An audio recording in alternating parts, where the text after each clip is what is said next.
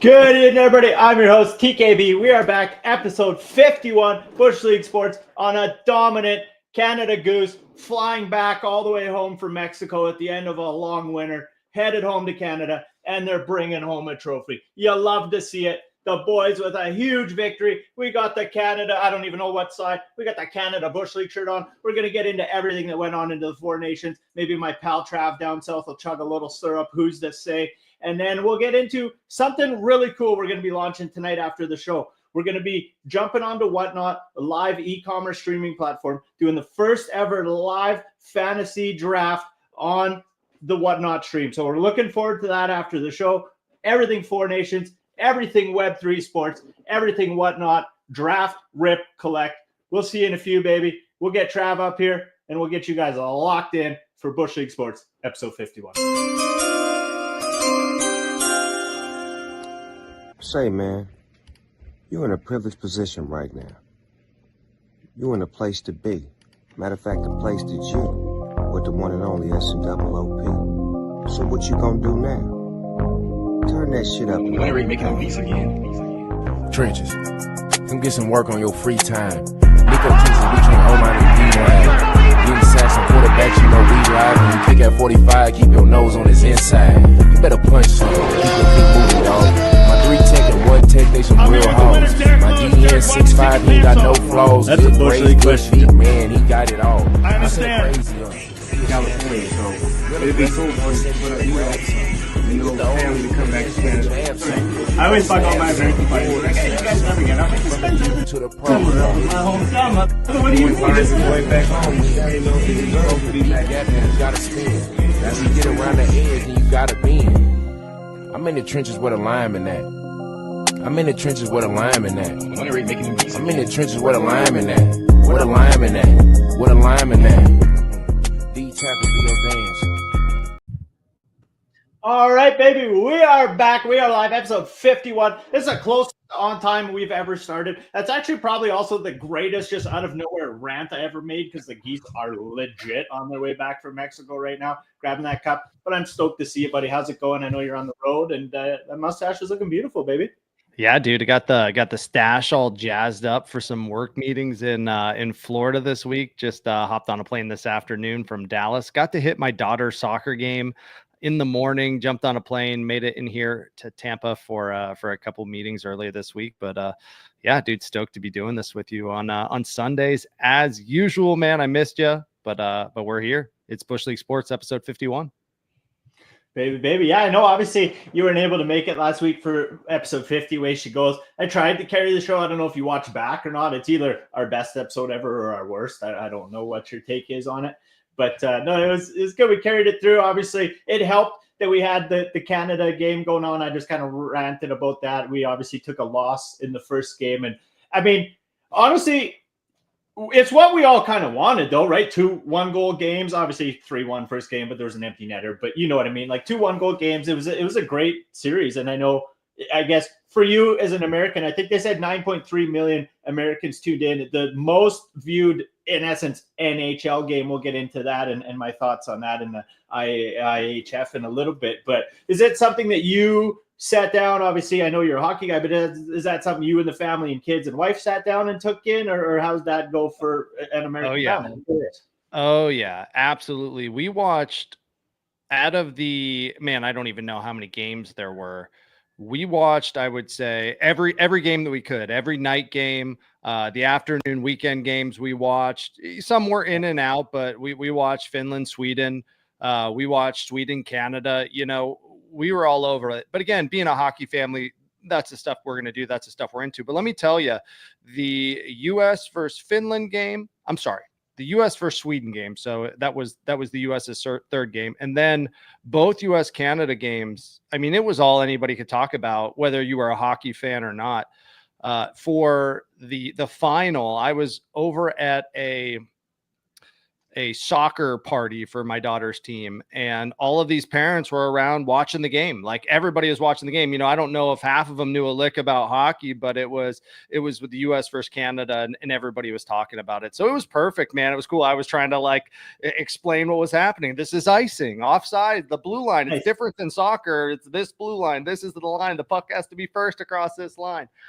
So it was just a great experience, and the NHL really freaking crushed it. They absolutely crushed it with this Four Nations thing to really sell hockey, at least to the United States. I don't know, obviously hockey, you don't got to sell it to Canada, but to sell it to the United States, I think they absolutely demolished it. Yep. And I guess one random question before I get into a rant, but so obviously the tariff thing is something that's ongoing, right? With Trump putting tariffs on Mexico and Canada. Yeah. Is that a topic in America at all? Really? No.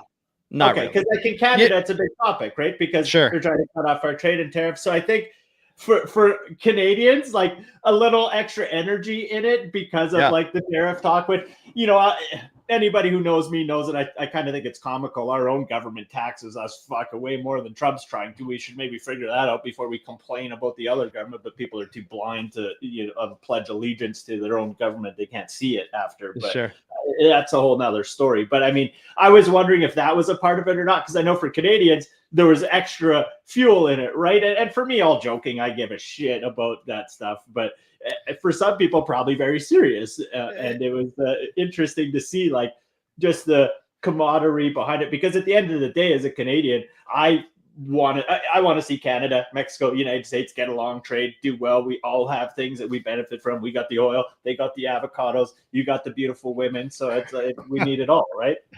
Dude, I love the take. And with Trump coming into office, and we don't get political on this show, but Trump is changing a lot of stuff. You know what I mean? He's a lot of policy, a lot of executive orders.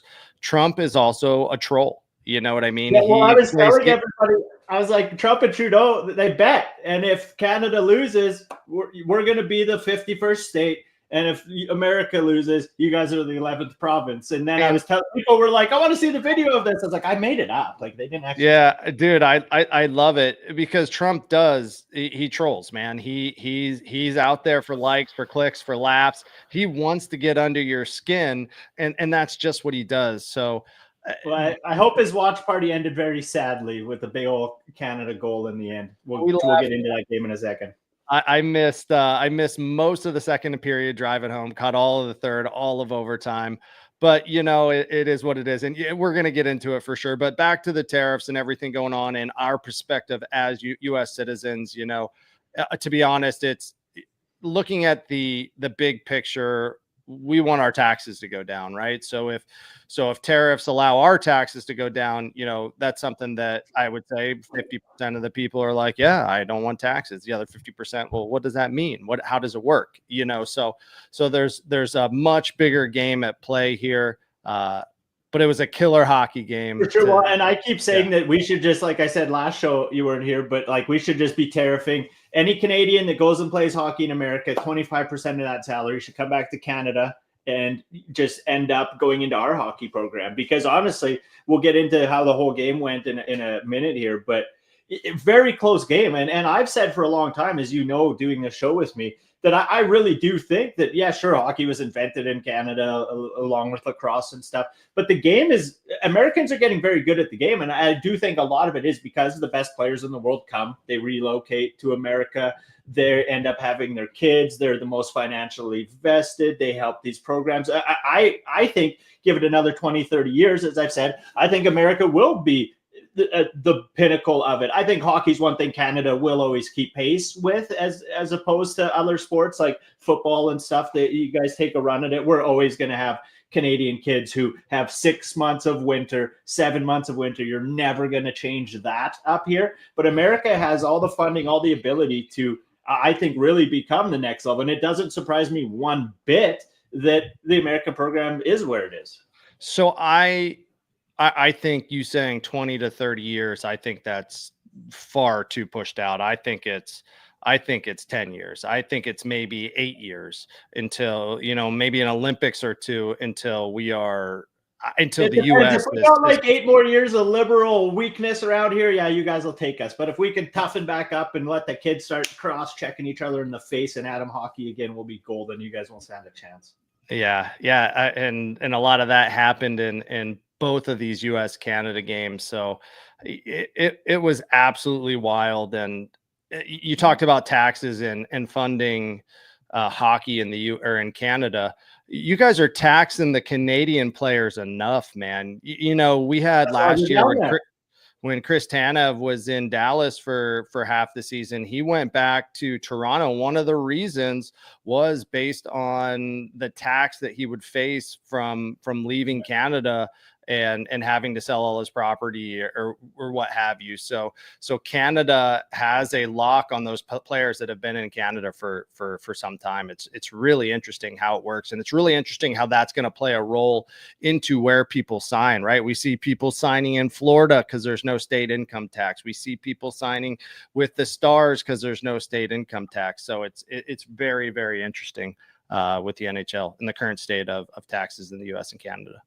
For sure. And I definitely want to break down that game and then kind of break down, where the NHL did good, did bad in this tournament. But before we get into that, I posted it up right beside your head there. It's a Bushleague Whatnot. If you guys go over to that just above Trav's head, after this show, we're going to be going live on Whatnot. You're going to be able to enter a best ball fantasy football league. I know it's way too early, but we're testing out some tech. It's literally going to be the first ever live e-commerce fantasy football draft. So we're kind of stoked to kind of invite the early people in the show. Some of my buddies that play fantasy will be joining us, but you'll be able to come in there, get a draft spot. You'll get messaged a link to a sleeper fantasy best ball league. And then live while we're on the show, we'll randomize the draft order, start drafting, rip packs, give them out to everybody. So you can hit that link. That'll get you signed up to Whatnot app. It'll immediately follow our account. And right after this show in about 45 minutes, we'll be firing that up. So please go hit that up and we'll check it out after the show. Heck yeah, man. What I love about this is I love that it's early, right? There's a different strategy today that you're going to take in drafting a best ball team than what you're going to take 3 months from now when more trades have happened, when the draft has happened. And it just kind of adds up. For me in best ball, I love it. Like, sorry to interrupt you, but just that's one of the big ones, right? Is because like me and you, especially some of us that play like Dynasty. Obviously, you joined the Dynasty League that me and the boys have been doing for a long time, and I'm stoked to have you in that league.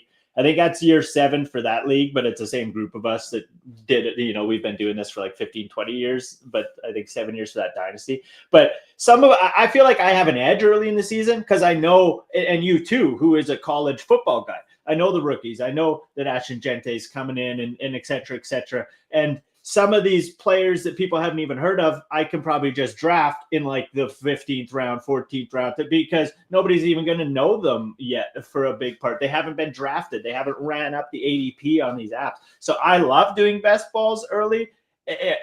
Maybe I'm just a degenerate gambler, which I probably am. I'm into sports gambling, NFTs, you name it. But at the end of the day, I love that aspect of it. And like you were saying, and again, I'm sorry that I interrupted you. That's what we do, Bush League Sports. We have no order around here. But that's one of my favorite things. You just get all this extra draft capital that you might not get later on in the season. Yeah, it's going to be a blast. And, you know, when the draft happens, they'll have those charts, especially for a rookie draft, like you'll do in the Dynasty League or like we'll do in the Dynasty League. They'll have those charts pretty locked in, but with rookies, you really never know. You really never know unless they're a top 4 guy. You really never know. So excited to see how it plays out. And thank you for inviting me to this league. I know the team that I got handed needs some work, but you know, I'm here for the long haul and I'll put the work in and get it all figured out. We run good leagues. Go ahead. You got to trade me that number 1 pick, dude. I want Gente. No, yeah, well, you don't got enough capital on your team during that 101. You just work on something else. But see, we run good leagues at Bush League Sports because the way we do it in our leagues too is, and I don't know if you've combed through the rules, but in our Dynasty leagues anyways, we have a certain setting. And so if you trade away too much draft capital, then you have to pay the next year's entry so that if you quit, the next person at least gets a free team. And that's kind of what happened in this case. The guy was kind of trying to make a run at it. I think it fell apart on him, and then he's like, okay, I'm done. But at least the league's paid for the next person. But there's definitely a year of recovery for your team. but you got some good studs. I mean, your running back core is one of the best. We won't go down that road. We'll do that a little later. But I'm looking forward to that draft after this show. But we'll keep our hockey a little bit and dial back into some football after. But that hockey game, I want to break down the whole game. You said you didn't quite watch the first period, right? Second, third you caught?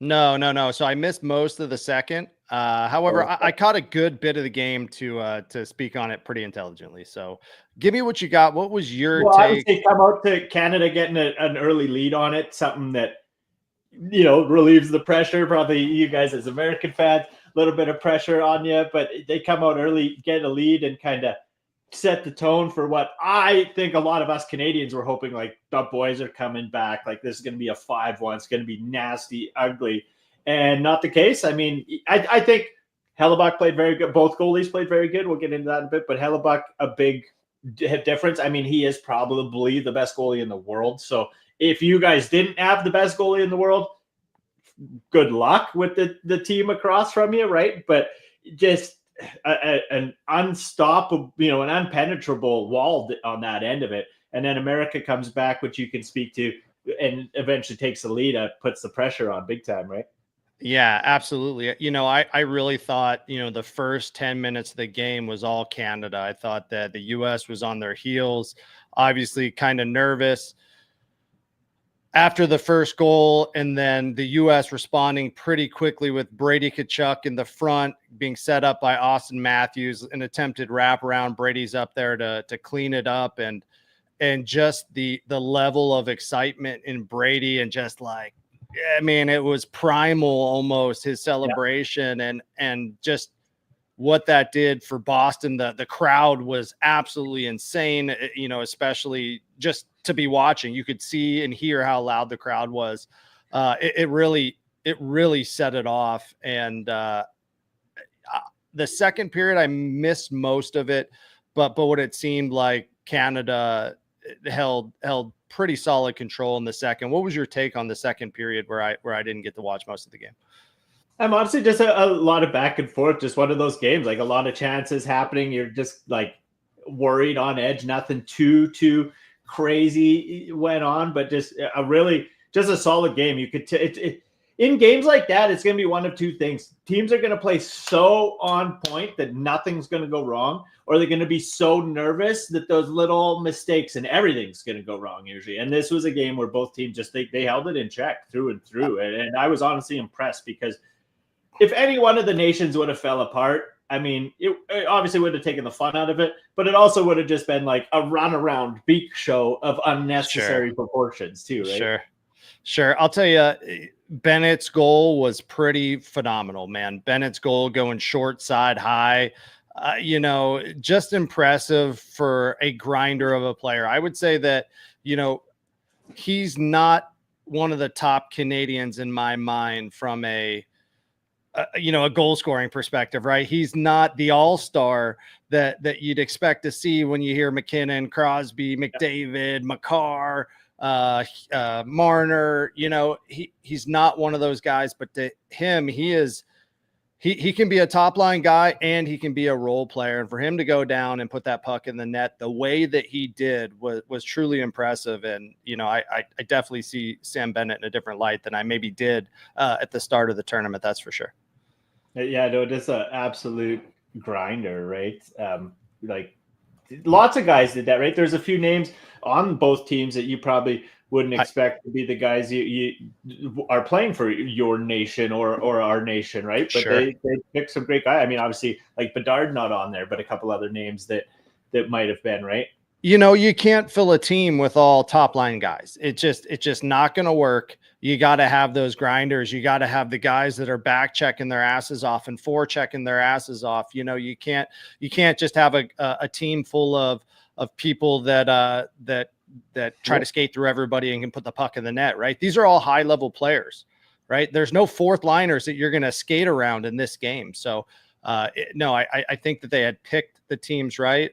I don't know who that Bushleague media is with that comment, but that was a fun one for us with the honk, the Canadian Geese. Geese are flying, baby. So You mentioned players, and I want to name He's two making players. fun of Hula's making fun of your guys. Every other sport, she'll get kicked off the air for that. Oh man, no worries, no worries. Anyway, so there's a couple players, and I want to get into the third period and overtime as well. Yeah, But there was a couple players in this tournament that really surprised me. Number one was Thomas Harley. Obviously, as a Dallas Stars fan, I thought it was really cool that he got the call up after the first game when Makar got sick or went down. Something happened with Makar. Harley got the call up, and Harley through the tournament, he played second line pairing minutes with Drew Doughty and played well. I can think of maybe one or two mistakes he made through the tournament, but he was a solid defenseman. He was up in the rush. He got the assist on maybe it was the secondary assist on the first goal by Canada in the final. Just when he got the call up, I didn't expect it, right? He's a third-year guy right now with the Stars, or a third year in the NHL. And he is the top line pairing for the Stars with Miro Heiskanen out. However, for him to go in and do what he's doing for Canada, and guess what? Wait, hold on. Guess where he was born? Where? I don't know. I Saskatchewan, United States. Oh, let's see. Yeah, I don't know what his connection is with Canada, but he played for Syracuse in New York, in the Syracuse system in New York for quite a while. But yeah, he's dad or mom must be he's got a Canadian passport. I don't know, but he's born in the United States. But anyway, he really impressed me in this tournament. The other one that really impressed me was Jake Gensel, because I felt Jake Gensel was an absolute playmaker out there, scoring goals, assisting on goals, creating space, grinding in the corners. He a bumper in front of the net, almost playing the Crosby bumper role there a little bit. He was one that I guess I didn't realize how elite he was until seeing him play with the most elite of the elite in the NHL. He deserves every bit of that contract he got in Florida, for sure. That's how I would talk about one of the keepers on my fantasy hockey team too, for sure.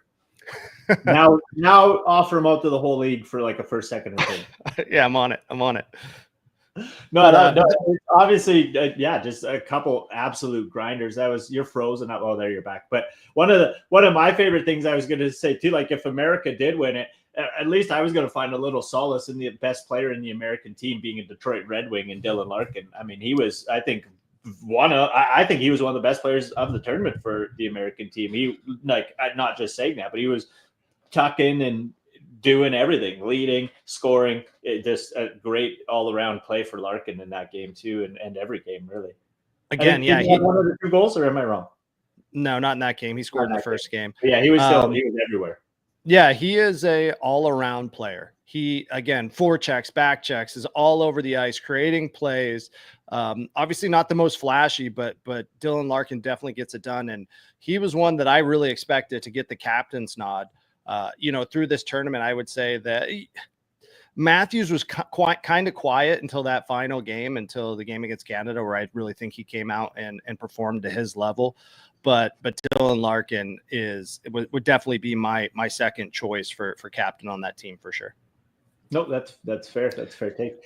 But yeah, obviously, you guys go up 2-1 and the nerves are there because a 3-1 game and it's probably not in reach the way those teams are playing, right? And then obviously Canada's able to muster back, tie that game up 2-2 and send it to overtime, which you couldn't ask for anything better going into this tournament and having this showcase. And again, we'll talk about options for this tournament and stuff before we wrap up the show. And if you're here, stay tuned. We're going to Whatnot after for a live fantasy draft at the end of it.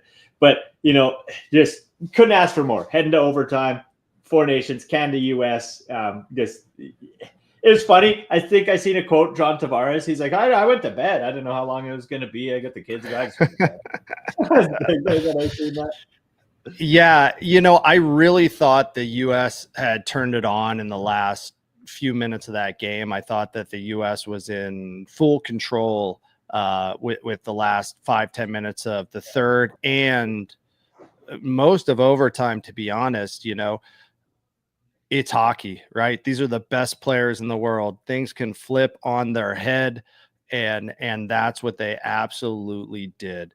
Matthews had 2 grade A chances on Binnington. I And he talked so much robbed him. crap on Binnington. Binnington played out of his freaking mind. Matthews had 2 great chances. Kachuk had one where he caught one, on the goal line, point blank range, and Binnington made the save.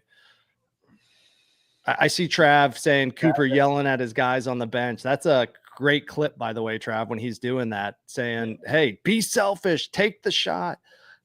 Just Binnington, so impressive in the third, and I mean the whole game really, but the third in overtime. Ice in his veins, man. He got all this flack. He's a Stanley Cup winning goaltender. I mean, he's been to the big games. He's won every game 7, I think, in his career. I mean, the guy's a big game. He just does it, gets it done. He had no business. He had no business making a couple of those saves, man. He absolutely did it. When the game was over, obviously we all know Canada won. When the game was over and they announced the player, what's that? Yeah, Canada won the game 3-2 in overtime. Yeah, it was pretty wild. When the game was over and they announced the player of the game, I was shocked that it wasn't Binnington.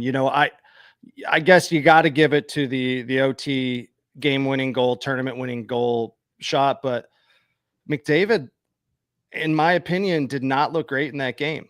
No, for sure. And we'll get to that in a second. Sorry. The game. I want to get through the game before I worry about the end of it.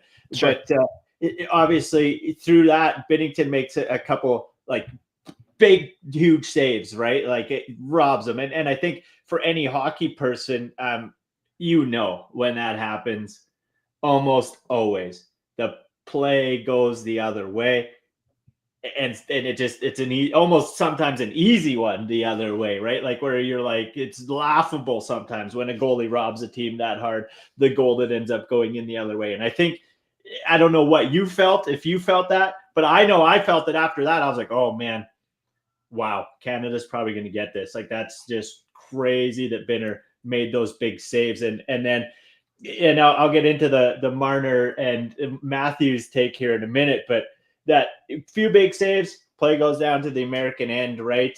And they set up for that big face-off, and just not quite really a set play, but comes back, it ends up in the corner. America tries to play it out around the Canadian defenseman in the back, whip around, Marner grabs it, right? And then out front, and there's Connor McDavid with the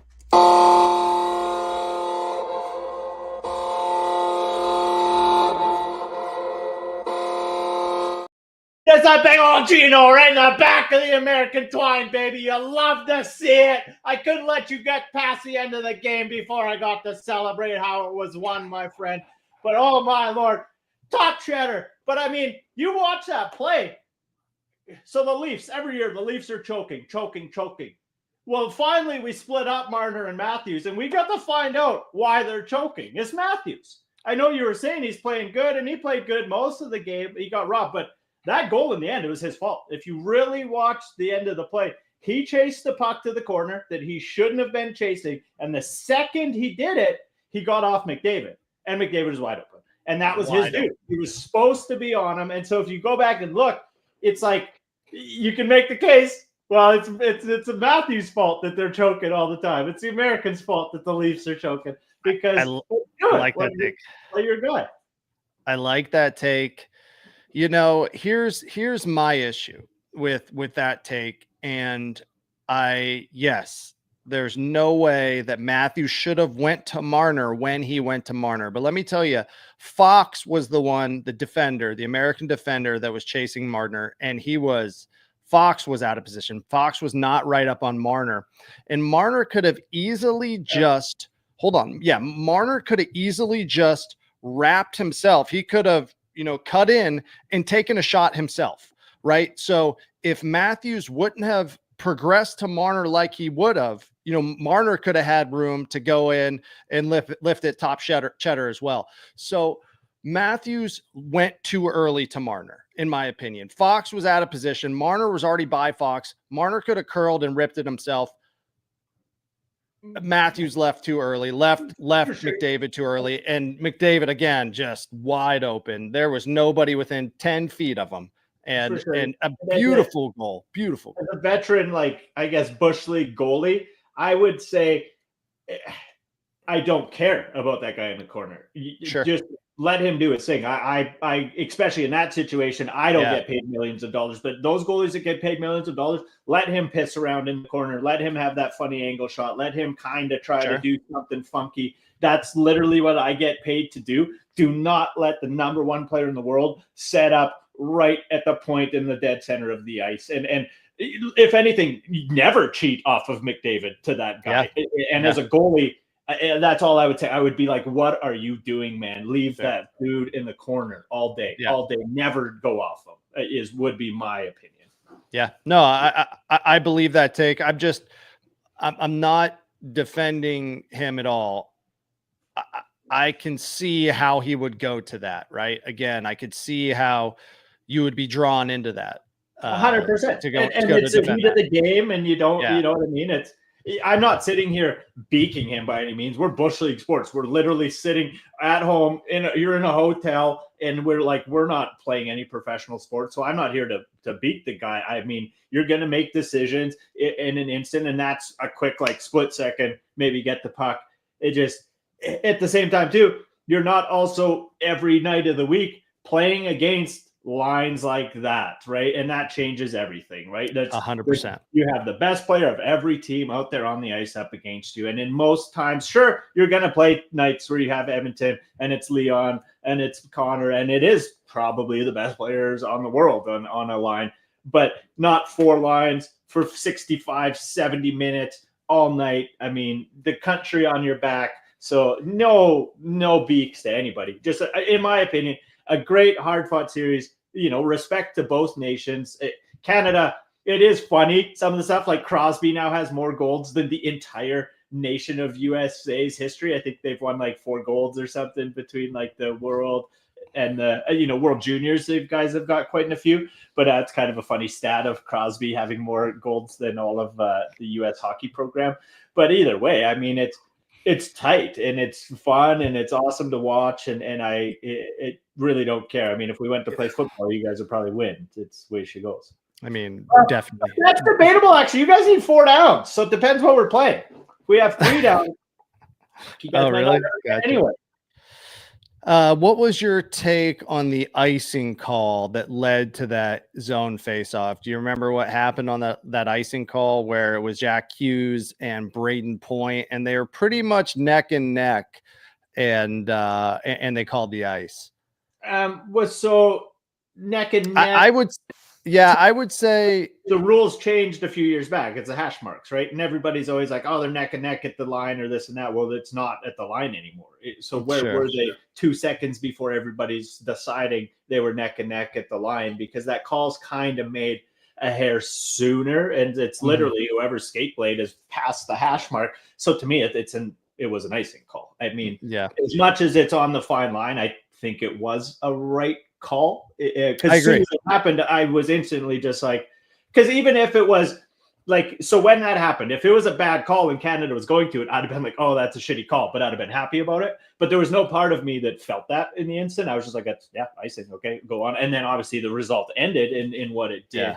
But I thought it was a good play. In the moment, I'm like, oh, God, Hughes is there. But obviously there's something deep down in me. It was like, oh, I think Point had the edge. You know what I mean? A little bit of an edge there. And if anybody who's like new to hockey too, so it used to be you had to go back and touch the puck in the corner, and that was what it was on icing. And then the NHL eventually made a rule where it was just crossing the line. And what they found was it was still either or. It was still a lot of injury. Guys rushing all the way down the ice full speed trying to get the puck, contacting each other. So the NHL changed the rule a few years ago where it was whoever crosses at that hash mark, so that they omit the part where the guys are trying to meet at the puck, hit it and have that contact. So that's a rule that, I mean, I want to say came in 10, 15 years ago, but before that it was just go down, crush each other's souls at the end of the ice.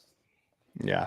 No, that's facts. And again, looking at the game as a whole, it couldn't have went down sweeter than McDavid scoring the game winner in overtime, right in the slot with a beautiful pass from Marner, who played out of his mind in that game, had played a really good tournament.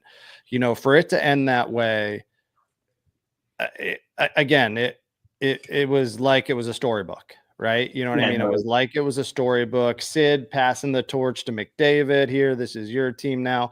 I'll be interesting to see if who's the captain for Team Canada in the Olympics. I mean, it should still be Sid if they're both on the team, in my opinion. I know, and I agree with that. But you know, I wouldn't be upset if McDavid was either, if it wasn't a unspoken passing of the torch here in the Four Nations. Yeah, you never know. You never know. And I want to talk about the IHF and the whole kind of tournament aspect of it. But before we get into that, to wrap up, we got about 10 minutes left in the show. We're going to wrap up pretty quick tonight, and then we're going to head over to Whatnot. So you can see above Trap's head, there's a link there. If you go click on that, you'll be able to follow us on Whatnot. We're going to be doing the very first ever live e-commerce fantasy football draft on Whatnot in about 30 minutes. You can come over there. You'll be able to buy a draft slot. We'll rip some cards for you, and they'll get shipped out to you after the show. And whoever wins that best ball, absolutely no management. You just come in with the boys, hang out for 30, 40. Well, we'll be slow going tonight. It'll probably be 60 minutes or better. But come hang out with the boys. We'll draft the league. You don't have to do anything all season. No management. End of the year, someone will win a blaster box of football cards. We'll rip them at the end of the year and ship them out too. But head over to Whatnot, check that out, and we'll see you there. We're going to do that. And it just setting the stage with this draft. Next week, I know this is a hockey show, so it's kind of like, oh, it's a hockey show. Why are you doing a football draft? Whatever. We got to test tech. But next week, we will actually be doing a hockey rip. So you can also, while you're in over at Whatnot, check out next week's show. And all 32 NHL teams are up for bid, $5 to $20. Pick a team. We're going to rip a whole bunch of packs of cards, and you get every player from that team. So go check it out. But I'm stoked to do that. It's going to be fun tonight. Hopefully it all goes good. As always, we're Bush League. We'll have a few technical difficulties, but I'm looking forward to it. So, I agree, man, and I'm looking forward to it as well. It's going to be a blast. I've already got bids in on a couple packs for next week, a couple teams that I'm interested in for the NHL. And yeah, you know, I've never done a best ball before, so I'm excited. Hopefully we can do several over the next few months prior to the start of the season. For sure, for sure. But so before we wrap up in the show in a bit, go ahead. What are you saying? Yeah, dude, I got to get your takes real quick on the MVP, the player of the game, and just the tournament as a whole. I know that's kind of what you want to do. I cut you off on the MVP because I wanted to walk through because I had. You're good. Yeah, gotcha. I had to surprise you with the alarm. I had to do it and then just come out yell because I knew that would. And I could tell for a second, you're like, this fuck guy cut me off. But I was like, he'll see. I'm going to revive here when I come back with the rant and the fucking little ringy dingy red bell thingy. But no. So what was I yapping about? I forget. I lost my train of thought for a second. No, you're good. Yeah. So player of the game was McDavid, game-winning goal. I was a little butthurt for Binnington because Binnington is the only reason they won that game. You know, they set it up. Detroit looked a little overpriced. Yeah, I don't want you guys to buy it. Nobody buys Detroit. I'm sorry, guys, but I'm going to be collecting Detroit. Yeah, so McDavid had a so-so game, right? He had an opportunity for a breakaway midway through, fumbled the puck behind the net several times. Just felt like he wasn't himself for good portions of that game. So for him to win the player of the game based solely on the game-winning goal, I was a little butthurt for Binnington because Binnington was the only reason that they were still around the play for McDavid to get that goal. Yeah, no, I fully agree. I thought as the game ended, to me, it was one of those games where it was a team game through and through. Whether it was America, whether it was Canada, it was like a team game. No one stood out to me as the dude. Nobody got both goals. Nobody anything like that, right? And so after those massive, huge saves where Canada 100% should have lost, and everything that, you know, the talk of Binnington and stuff, MVP of the tournament, no. McKinnon, that's fine. He had a great tournament.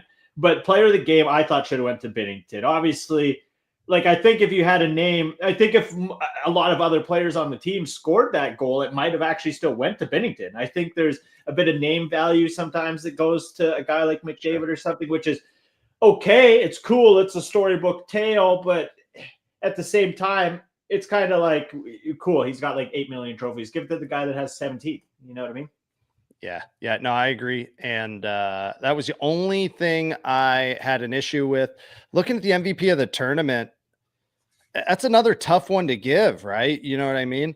If the US wins that game, they give the MVP to the goalie. You know what I mean? Yeah. It just is what it is. So Nate Dogg had 4 goals. I think he had 1 or 2. He had a few assists. It's tough to give an MVP for a tournament based on a 4-game tournament. You know, it's it's not easy. So when Nate got it, I didn't know what to expect. I was like, I have no idea who they're giving it to.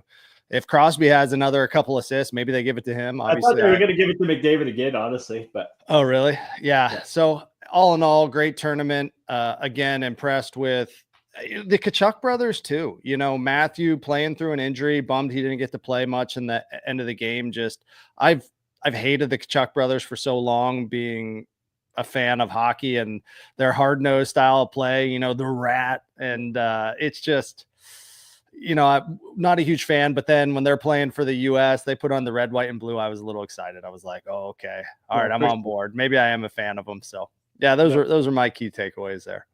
For sure, it changes a lot. And I think we're going to get into a deeper discussion on it in the future. Even my buddy Mike Rippey might come on a show and banter with us about it. But I know for a lot of people, this NHL thing, they got the All-Star game right, and they did the Four Nations thing, and I mean they did. It was an absolute success.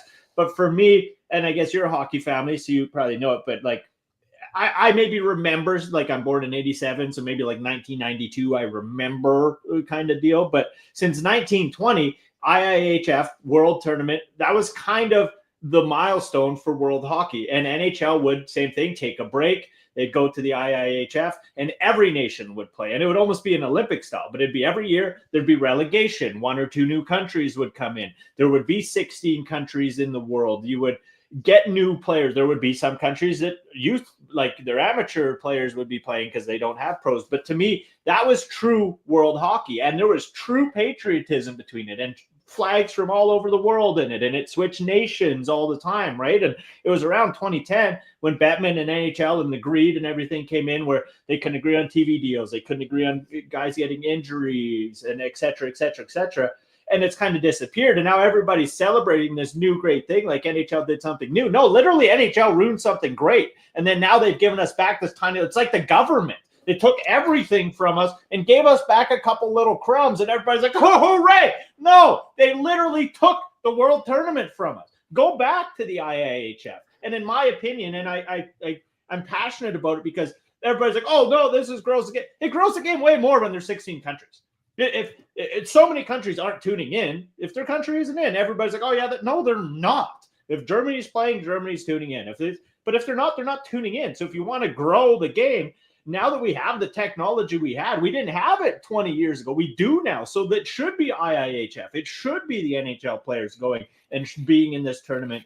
And one thing that I think would be a solution, because one of the big things is like these guys go for the tournament. There's obviously an injury aspect and insurance and such. And now a guy goes and it ruins his season for his NHL team. But why not cut the break?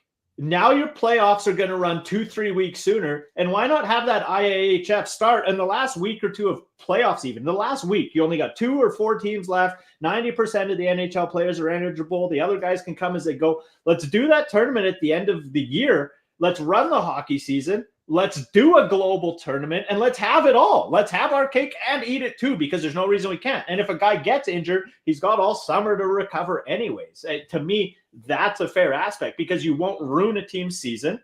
And to me, that's the answer. And that's what they should do. And we at Bushleague Sports should be in charge of the IIHF. I can agree. Almost never spit those 4 letters out without absolutely fumbling it. Agree on all accounts there. I know that they're talking about bringing the World Cup back in some fashion, and I don't know what that would look like. And so the World Cup would be 2 years, Olympics 2 years later, World Cup 2 years later. So I do like that idea, and I don't know what that'll consist of. Again, you can't do a full 16-team tournament in a 2-week span mid-season. So doing it at the end of the season, that makes sense. But I do not agree. You can't do it while the Stanley Cup final is still happening. You can't do it when some of the best in the world are not available. It's got to be in a time and place where everybody can play, and we can really see what we saw in this tournament this past 2 weeks. It's just been something extraordinarily special. And I have not TKB for commish. Let's do it, Trav. In the comments, we're reading those comments, boys. We are reading those comments. And if you're here, obviously the show's almost ending, but if you want your comments up, join us on YouTube in the future. But you can see the link up above, Trav. We're going to head to Whatnot here right away. So we're going to be cutting the show in a few minutes. So head to Whatnot. We're going to let a link roll for like 10 minutes after the show as we get everything set up. But we're going to do the first ever live fantasy football e-commerce draft here right after the show. So I'm looking forward to that. And then speaking of which, we should probably cut her here pretty quick and get into that, Trav. Let's do it, man. Hey, can you give it a point? Give it a point for the good people. Make sure they know where it is. Right there. That's the one. Head on over. Whatnot. Bush League breaks. And we'll get dialed in. There'll be a few things for sale in the store. Not expecting anybody to buy any of that. I just want some people to come. Try to help me fill the draft. I would be stoked if we could fill the draft and test run this. We need at least 6 people because we got me and Trav. We can run a best ball with 8 if we need. Ideally, we'll fill 12, but we'll see how she goes. Text your friends. Let's go. Appreciate you. Well, Trav, as always, thank you. Obviously, we can still be friends over the hockey game. It's going to be the tariffs that determine whether, we got to break this friendship or not down the road. But for now, Canada wins, and we can re-sign our contracts as co-hosts. Dude, I was supposed to have a shot of maple syrup. I did not bring a shot of maple syrup to Florida with me, so I'm gonna have to do that on a different show. I owe you 50 push-ups from the Super Bowl. So next show, why don't you bring some syrup? I'll bring the fucking pipes, and we'll get our bets done. All right, let's do it, man. Hey, happy Sunday. Have a great week next week, and we'll see you on Whatnot. Join us over there right now, over on Whatnot. Absolutely. And in future shows too, we're going to let the stream keep going, and we will let the draft and rip keep going. And, just in case you're not someone who wants to partake in Whatnot or jump over there today, Bush League, we always fumble the tech anyways. So we're not going to double fumble the Whatnot, but I got a strategy. I'm pretty sure in about a show or two, we'll be kind of continuing on the rips in this show through Whatnot. But for today, we're going to cut it. We're going to roll a little Bam Bam Fitness promo from our buddies over at Bam Bam Fitness. And then the link will be there for Whatnot for about 10 minutes for you to join while we get all set up. So I hope to see you over there. Peace, brother. We'll see you in the draft, baby. All right. See you there, man. Have a good one. Bye. Peace.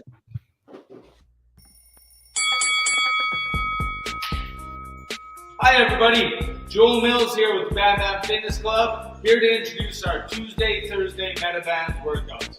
Some of the best training I've ever done. These little MetaBands, like having a gym in your back pocket. You can do anything with them. Starting it off, palms up, and we're just gonna march the high knees. Time, guys. Focusing mainly on resistance exercise and stability holds, guys. We're working that core throughout the entire hour.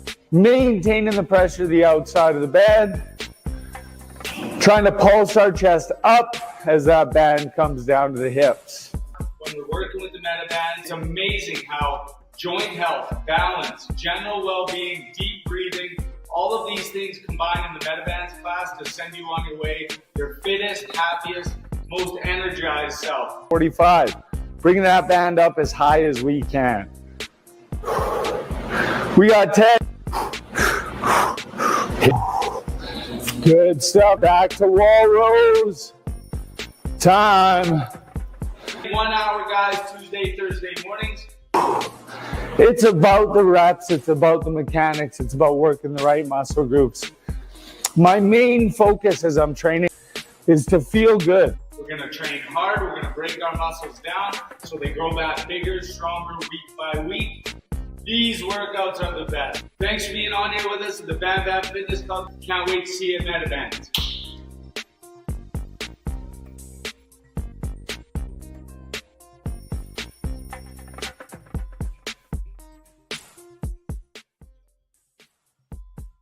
Awesome job. Until next time.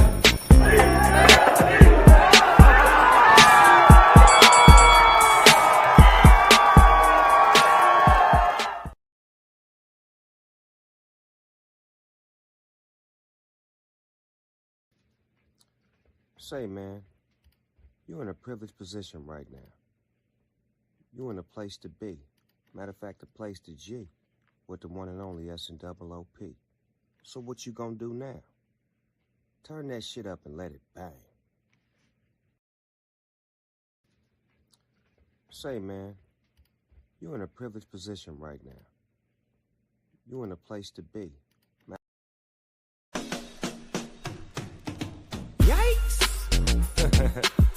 Right back at you. Another one. It's yours. We on this death row mixtape. NFT style. Show me what you're working with. Show me what you're working with. Come on.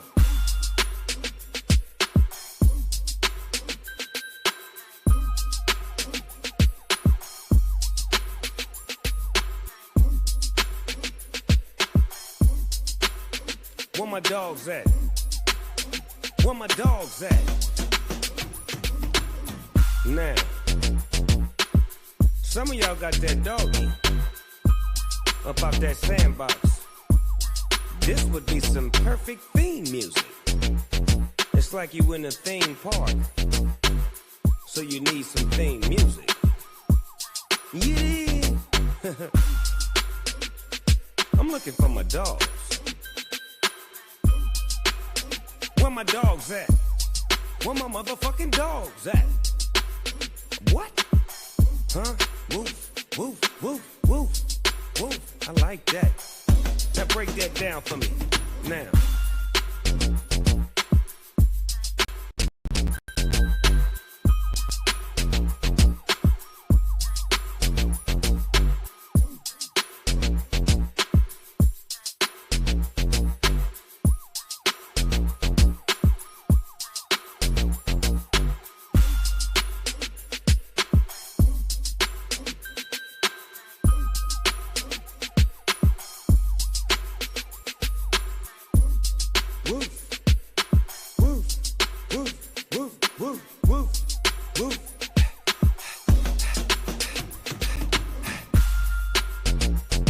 Like that, we up out of here. Bang, bang. Bang, bang. Bang, bang. Hey.